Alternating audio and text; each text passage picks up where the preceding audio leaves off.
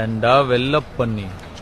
எந்த வேலையும் செய்யாம தகுதியான படிப்பும் இல்லாம உங்க அப்பா பணக்காரங்கிற ஒரே காரணத்தினால நோகாம நேரா முதலாளி சீட்ல உக்காந்த உனக்கே இவ்வளவு திமிர் இருக்கே.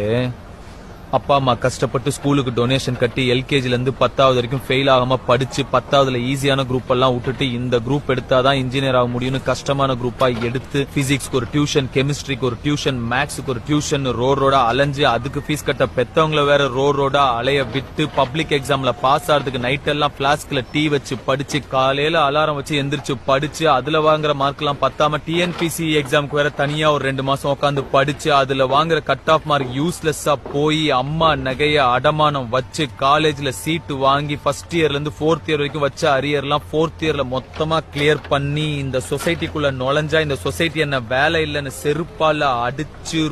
ரோடா வேலை தேடி அலைஞ்சு 3 வருஷம் 4 வருஷம் வீட்டுல தண்டமா உக்காந்து அப்பா என்ன தண்டச்சோறுன்னு திட்டி சாப்பிடுற ஒவ்வொரு சாப்பாடும் தொண்டையில சிக்கி